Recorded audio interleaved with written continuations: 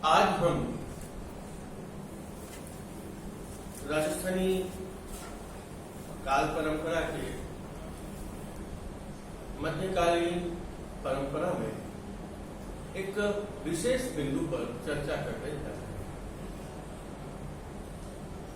लोगों में आम यह धारणा रही है कि राजस्थानी साहित्य लेखन में काव्य पर अधिक ध्यान दिया गया और गद्य का अपेक्षाकृत कम लेखन हुआ। यानी जो साहित्यकार थे उनकी रुचि काव्य लेखन में अधिक रही, गद्य लेखन में वह रुचि उतनी स्पष्ट रूप से सामने नहीं आई। लेकिन जब हम मध्यकालीन साहित्य परंपरा का अध्ययन करते हैं तो हमें यह ज्ञात होता है कि काव्य की भांति या पद्य की भांति गद्य परंपरा भी बहुत ही विशाल और समृद्ध तथा अपने आप में विशिष्ट रही।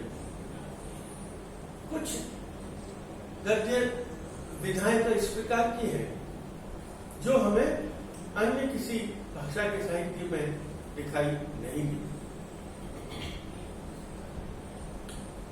और वह गद्यकार जो हुए उन्होंने अपना विशिष्ट योगदान इस परंपरा के विकास में दिया। प्रारंभ में हम देखते हैं कि कई बार काव्यों का टीका लिखी गई, कई बार अनुवाद किए गए, लेकिन इन परंपराओं का जब हम विस्तृत विश्लेषण करते हैं विशिष्ट विधा के आधार पर, तब ये लगता है कि ये टीका है या अनुवाद या और जो कुछ भी लिखा गया वो अपने आप में विशिष्ट है और उसकी परंपरा भी महत्वपूर्ण है। टीका की परंपरा, जैसा हम जानते हैं कि संस्कृत काव्यों में भी रही, अनेक काव्यों में भी रही, जहां आम जन को समझाने के लिए या जन साधारण को किसी महत्वपूर्ण रचना को समझाने के लिए उस एक ग्रंथ पर, एक विशेष ग्रंथ पर टीका लिखी जाती। टीका एक तरफ से हम संक्षिप्त व्याख्या कह सकते हैं। यह अनुवाद से अलग है। अनुवाद तो केवल शब्दानुवाद होता है, उसमें भाव नहीं जोड़े जाते, लेकिन टीका में भाव भी होता है, उदाहरण भी दिया जाता है और थोड़ा अपेक्षाकृत अनुवाद से अधिक विस्तार होता है। इस रूप में टीका अपने आप में एक महत्वपूर्ण राजस्थानी गद्य शैली की एक विधा रही। इसमें पहले जो परंपरा रही उसमें कठिन भाषा का सरल भाषा में टीका लिखी गई, लेकिन राजस्थानी ग्रंथों में जो टीका लिखी गई उस टीका में यह था, पूर्व में भी ग्रंथ राजस्थानी में लिखे गए थे और उन पर सरल भाषा में, जनोपयोगी भाषा में, आम जन को समझ में आ जाए वैसी स्थिति में टीकाएं प्रस्तुत की गई। यद्यपि जब हम साहित्य गद्य परंपरा का या साहित्य परंपरा का जब अध्ययन करते हैं तो इस तरह की कई टीकाओं के उदाहरण हमें मिल जाते हैं, लेकिन जब हम केवल गद्य विधाओं के परिचय की बात करते हैं तब यह कह सकते हैं यह अनुवाद से थोड़ा सा विस्तृत, अनुवाद से थोड़ी सी टीकाकार का विचार और टीकाकार का अपने भाव भी जुड़े हुए होते हैं। इस तरह की सबसे पहली गद्य विधा के रूप में हम टीका को ले सकते हैं। सबसे बड़ी टीका की विशेषता यह है कि भाषा की सरलता और सुगमता, शैली की सरलता टीका की सबसे बड़ी विशेषता कही गई है। दूसरी गद्य विधा की बात करते हैं जिसे कहा गया है टब्बा। टीका या तो मूल ग्रंथ के नीचे लिखी जाती या मूल ग्रंथ से थोड़ा हटकर लिखी जाती।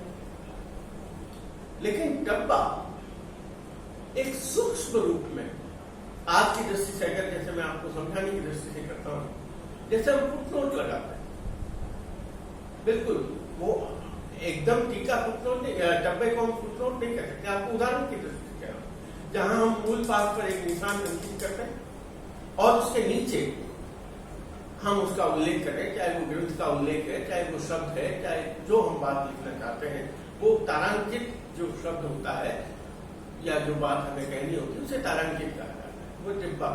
तो तारांकित जो आज की तारीख में, आज की परंपरा में हम जिसे तारांकन कहते हैं, वही डब्बा का एक रूप है, जहाँ एक विशेष चिन्ह अंकित किया जाता था और वहां मूल पाठ के नीचे न लिखकर एक हाशिए में उस डब्बा को लिखा जाता था।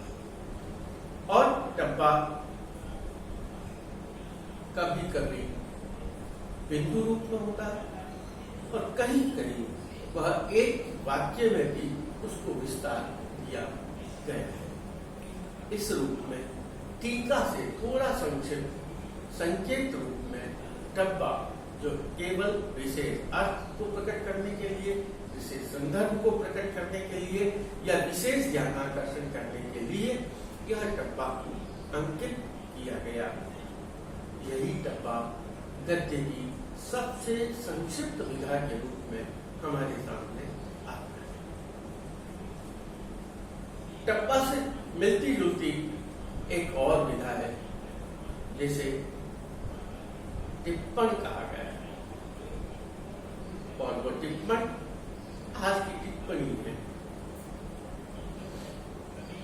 यह गद्य विधा में जो मूल पाठ लिखा जाता है, उस मूल पाठ की न तो टीका है, न उसका भावानुवाद है, न डब्बा वाला संकेत है, अपेक्षाकृत थोड़ा सा विस्तार लिए हुए, डब्बा से थोड़ा विस्तार लिए हुए एक वाक्य में, दो वाक्य में वह टिप्पण लिखा जाता है। और वह टिप्पण यह होता था जो कुछ ऐसे शब्द, कुछ ऐसी घटना, कुछ ऐसे तथ्य जिसको हो सकता है पाठक या जो शोध करता उसको समझ में न आए, उस दृष्टि से एक थोड़ा विस्तार का संकेत देकर वह टिप्पण कभी कभी तो हाशिए में और कभी कभी मूल ग्रंथ या मूल पाठ के नीचे भी लिखा जाता है। इसका भी जो अभिप्राय रहा, वह अभिप्राय अर्थ प्रकटन या संदर्भ के संकेतन में रहा। अब हम बात करते हैं बालावबोध की। बालावबोध, जैसा हम इसके शब्द के अर्थ से थोड़ा सा हमें संकेत मिलता है, बाल और अवबोध। बाल अवबोध जो है वो एक कथा का स्वरूप है। इसका प्रारंभ हमें बौद्ध साहित्य में है। धर्म के तथ्यों को समझाने के लिए, नीति के तथ्यों को समझाने के लिए, अन्य कई बातों को समझाने के लिए आप हम जानते हैं कि सामान्य व्यक्ति उन धर्म की गूढ़ताओं को, रहस्य की गूढ़ताओं को नहीं जान पाता। इसलिए जो प्रवचन करता है, जो गुरु है या जो दार्शनिक है, विद्वान है, वो अपनी बात को समझाने के लिए कुछ उदाहरण प्रस्तुत करता है, कुछ घटनाओं का उल्लेख करता है, कुछ कथाओं का उल्लेख करता है। और वे ही कथाएं जब किसी नीति का अंकन करती है, वे ही कथाएं किसी सिद्धांत का अंकन करती है, या वे ही कथाएं जो समझाने की दृष्टि से जिनकी रचना की गई हो, और विशेष रूप से वे कथाएं बालकों के उपयोग के लिए लिखी गई, उन कथाओं को बालावबोध कहा गया। जहाँ नैतिकता की शिक्षा, बौद्ध धर्म की शिक्षा को बालकों को समझाने के लिए, मैंने आपको कहा, यह जो हमारे यहाँ जातक कथाओं की परंपरा रही, वही जातक कथाओं की परंपरा बाद में राजस्थानी साहित्य में आकर बालावबोध का नाम दिया गया, जिनमें छोटी छोटी कथाओं के माध्यम से बालकों को ज्ञान देने की दृष्टि से, उन्हें उनको शिक्षा देने की दृष्टि से बाल शिक्षण हेतु इस बालावबोध विधा का विकास हुआ है। अब हम बात करते हैं विगत की। विगत की परंपरा का सबसे प्रथम उन्होंने जन्म किया होता से। विगत में, जिसमें उनकी रचना मारवाड़ परगना की विगत में किसी घटना, किसी स्थान, किसी गांव, किसी भौगोलिक क्षेत्र, किसी स्थापत्य कला, उसका वास्तविक चित्रण होगा और उसमें सबसे बड़ी बात, उसका सबसे बड़ा तथ्य विगत का यह होता है, उसमें आंकड़े प्रस्तुत किए जाते हैं।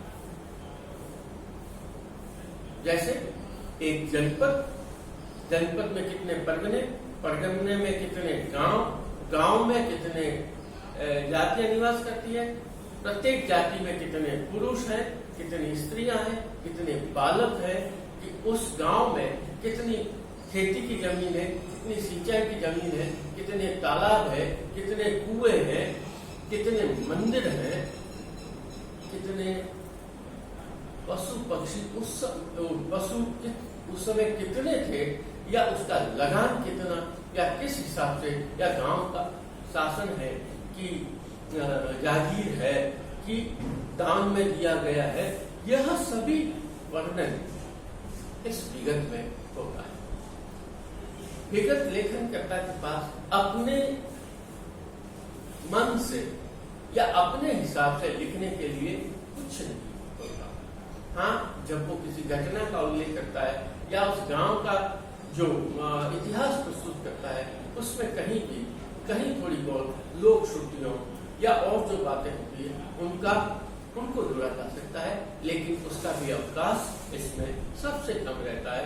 इस गद्य विधा की सबसे बड़ा उदाहरण मोनोमेंसी का मारवाड़ परगना की विगत उदाहरण कहा जा सकता है, जिसमें उस समय के भूगोल, उस समय के अर्थ, उस समय के इतिहास, उस समय के सामाजिक, जो जनसंख्या का जो आज हम देखते हैं, जो जनगणना की रिपोर्ट, मैं आपको केवल समझाने की दृष्टि से कह रहा हूँ, आज हम जब सेंसस किया जाता है, जब जनगणना की जाती है, तब आम आदमी से जुड़ी हुई, उस क्षेत्र से जुड़ी हुई उन समस्त तथ्यों का अंकन किया जाता है।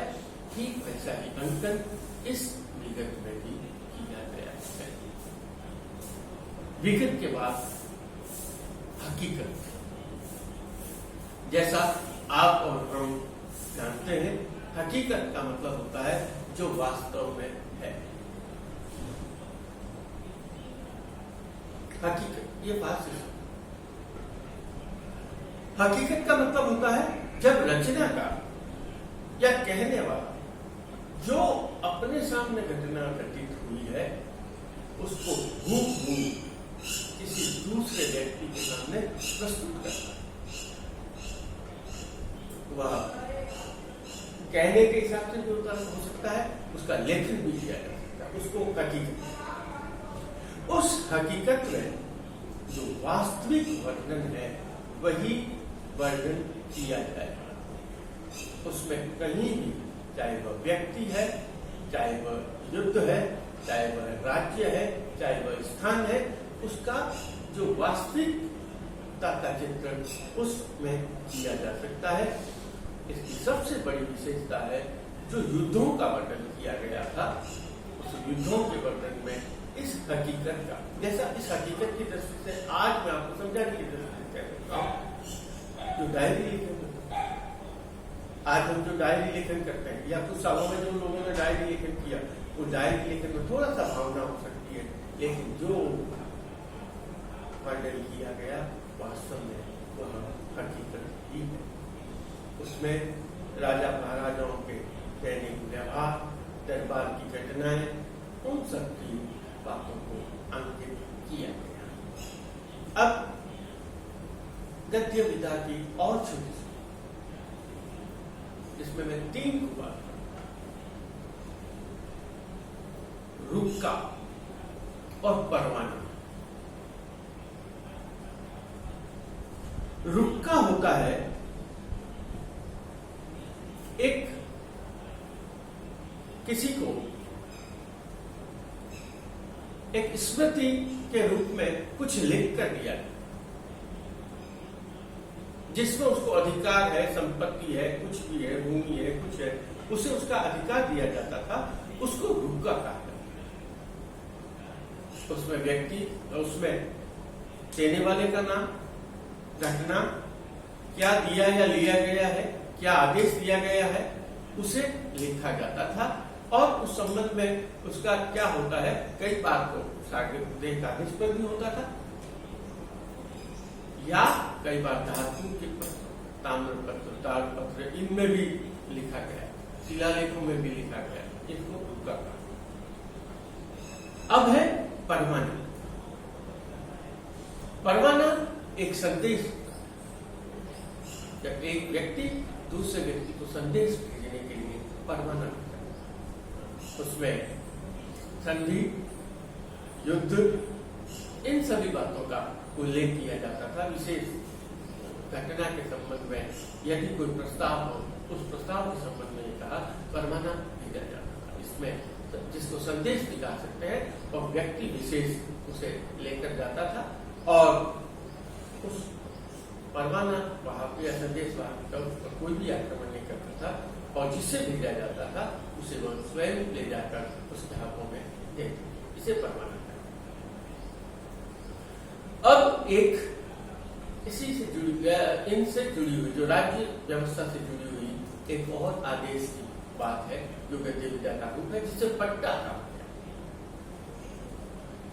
पट्टा और पट्टों की बदली, राजा है, राज्य का उसका अधिकार है, उसकी उस राज्य से संबंधित, उस गांव से संबंधित, उस जाति से संबंधित जितनी भी भूमि है, उस भूमि का स्वामित्व राजा का होता। लेकिन राजा अपने मन से, अपनी प्रसन्नता इस पर अभिभूत होकर किसी व्यक्ति को गांव, भूमि या और कुछ भी भेंट करता है, तब उस भूमि से संबंधित जितने अधिकार है, वो अधिकार पट्टे में लिख कर दिए जाते। और यह अधिकार होता था कि आज से इस भूमि का मालिकाना हक जो है, वो संबंधित व्यक्ति के अधिकार में रहेगा। कई बार उसमें यह भी अंकित होता था कि यदि ऐसा नहीं होता तो यह भूमि वापस ले ली जाए। इसके अतिरिक्त भूमि का विक्रय भी होता है। विक्रय यह होता है जब व्यक्ति अपने कृषि कार्य के लिए, अपने मकान बनाने के लिए, जब किसी राज्य, गांव की भूमि का क्रय करता है, उस क्रय की राशि का अंकन किया जाता है, और उस भूमि का सर्वाधिकार उस क्रेता को सौंप दिया जाता है। तो उसे जो अधिकार पत्र दिया जाता था, उस अधिकार पत्र में वह भूमि का अंकन होता था। भूमि कहाँ स्थित है, उसका नाप क्या है, लंबाई चौड़ाई क्या है, आसपास में रहने वाला कौन है, और कितना मार्ग है, किस मार्ग पर स्थित है, किस दिशा में स्थित है, इस तरह का, और उस पर मोहर लग, आज की दृष्टि में जिसे हम रजिस्ट्री कहते हैं, आपको समझाने के लिए, और उस रजिस्ट्री का जिस तरह रजिस्ट्री का मतलब यही होता अंकन, भूमि का अंकन, ठीक पट्टे का, पट्टों का भी इसी प्रकार से अंकन पट्टा बलियों में किया जाता था। इन पट्टा बलियों का ऐतिहासिक महत्व है, आर्थिक महत्व है। किस व्यक्ति ने किस समय किस भूमि का कितने रुपए में क्रय किया, किस भूमि को किस राजा ने, किस शासक ने किस व्यक्ति को दान में देकर उस भूमि का पट्टा उसे दिया, इस प्रकार से यह और उस समय की परिस्थितियों का भी अध्ययन किया जाता है।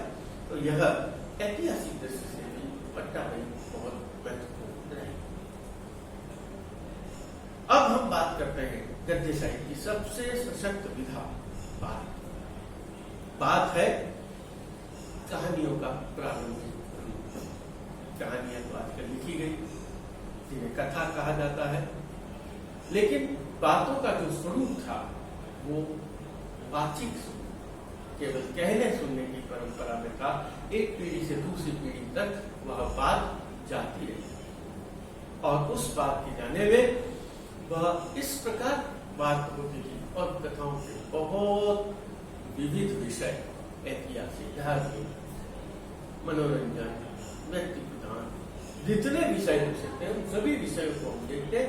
इन बातों को विषय बनाया गया, गद्य का समावेश किया जाता है। आनंद कई बार इतनी विस्तार होता है कि लंबे समय तक, और इन कथा को कहने वाले एक विशेष वर्ग का होता था जिसे बातपोष का, और वो बातपोष अपनी कला के माध्यम से उन कथाओं को प्रस्तुत करता।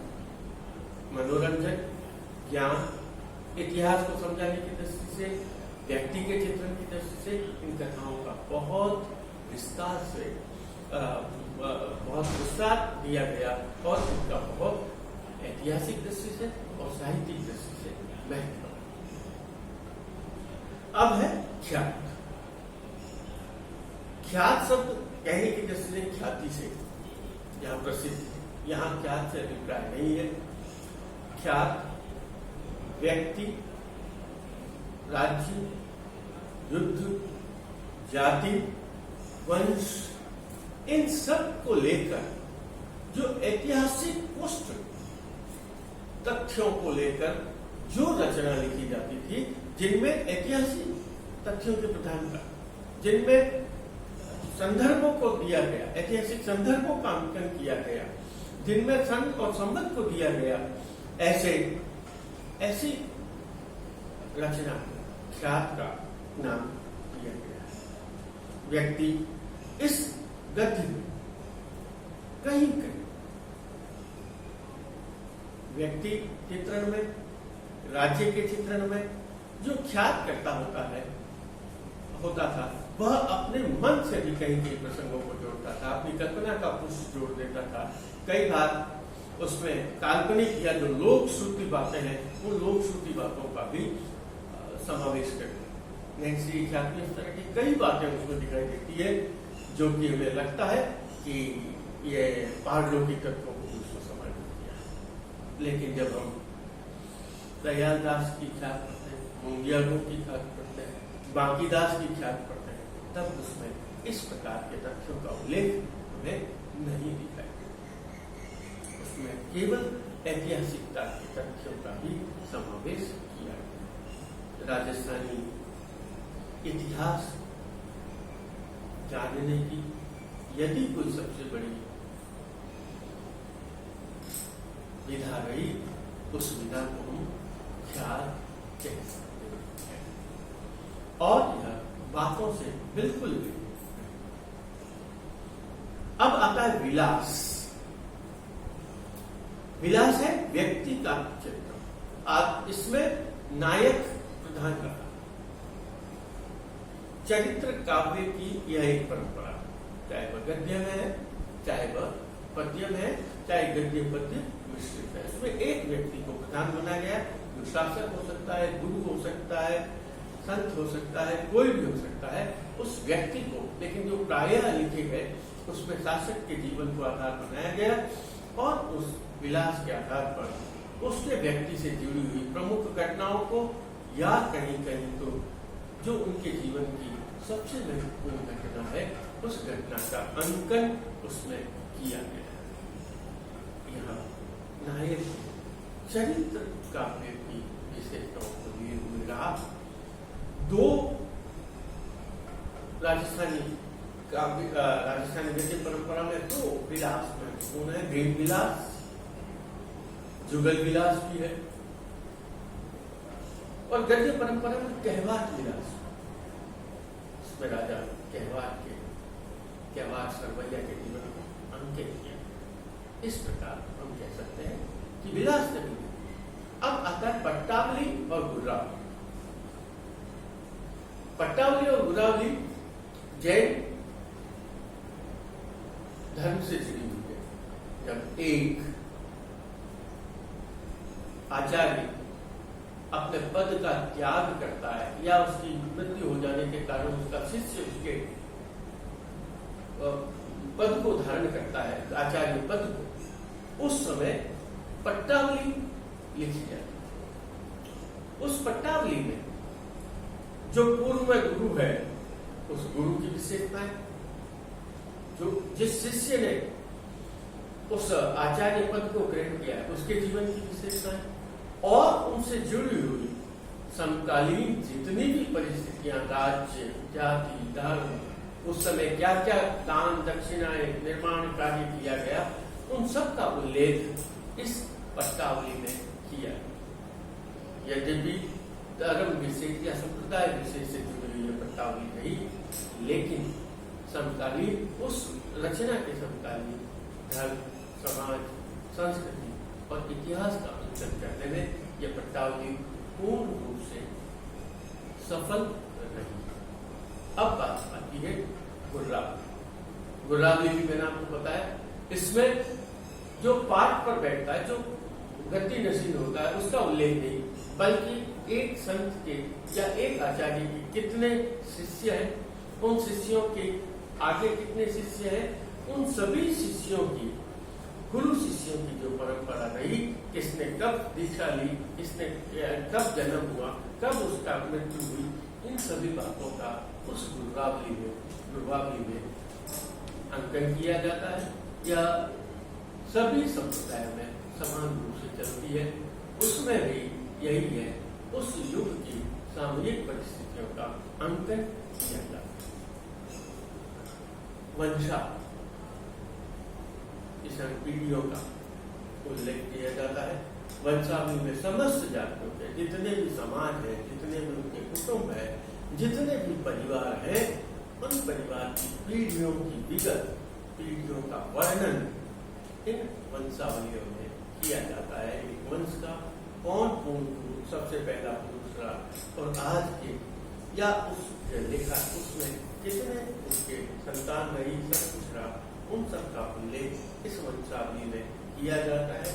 आज तक इस वंशावलियों का लेखन होता है और हर एक जिसे बहियां भी कहते हैं, जो वंशावलियों का अंकन बहियों में होता है और बही भाट रहा है। प्रत्येक जाति के अपने अपने बही भाट रहे, जो विशेष अवसरों पर आकर उनके परिवार के संबंध में जानकारी देते हैं। दो रचनाएं सबसे महत्वपूर्ण रही, वचनिका और दवावेद। इनको मैं अंत में मैंने इसलिए महत्वपूर्ण होते हुए इनको अंत में इसलिए लिया है कि वचनिका और दवावेद में गद्य और पद्य का मिश्रण। हम जिसे चंपू काव्य, वो चंपू काव्य की कहा गया है, वो चंपू काव्य की शैली है। रचनाकार अपनी रचना को प्रस्तुत करता है, कहीं वह काव्य का लेखन करता है, कहीं वह दोहा लिख रहा है, कहीं छंद लिख रहा है, कवित्व लिख रहा है, कहीं गीत लिख रहा है, कहीं कुंडली लिख रहा है। उसके बाद में गद्य में वर्णन करेगा, उसको गद्य में वर्णन करता है। उसके बाद में फिर छंद का उल्लेख। अब उसमें रचनाकार पर करता है कि वह गद्य या पद्य के जो विधा ले रहा है उसमें किस को आधार बनाया है, कहाँ मूल कथा किस रूप में चल रही है और जहां विशेषता का अंकन करना है वह कौन सी गद्य या पद्य का वर्णन करता है। कई बार तो जो तथ्य या जो बात उसने पद्य में कही उसी को गद्य में लिखता है, या गद्य में लिखी गई है उसी बात को पद्य में लिखी गई। जिस प्रकार पद्य में तुकांत होता है, ठीक उसी प्रकार इनमें गद्य में भी तुकांत होता है। एक लय होता है, एक तरंग होती है, एक गति होती है। यह वचनिका कही जा सकती है।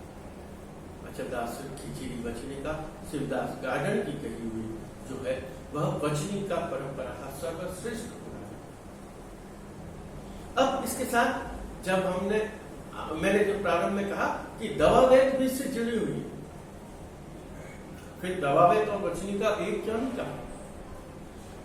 उसका एकमात्र अंतर जो है, रचना परंपरा दोनों की एक जैसी, स्वरूप दोनों का एक जैसा, लेकिन जो मुख्य रूप से अंतर है वह अंतर होता है भाषा शैली। जो वचनिका लिखी जाती थी उस भाषा में देसी भाषा का प्रयोग किया, कहीं संस्कृत का प्रयोग किया, और मुख्य रूप से राजस्थानी भाषा का प्रयोग किया जाता था। लेकिन दवा वेद में राजस्थानी के साथ साथ अरबी और फारसी, चूंकि इन भाषाओं का भी हमारे भाषा परंपरा में महत्वपूर्ण स्थान रहा, योगदान रहा, इसलिए उस रचना परंपरा में उस अरबी और फारसी भाषाओं का भी प्रयोग होता रहा। और यही कारण रहा, इन दोनों रचनाओं के संत विधान में कोई अंतर नहीं, केवल अंतर है वह भाषाई अंतर है। और इस रूप में हम कह सकते हैं कि वचनिका और दवा वेद ने भी राजस्थानी गद्य परंपरा को बहुत विकसित एवं समृद्ध किया है। धन्यवाद।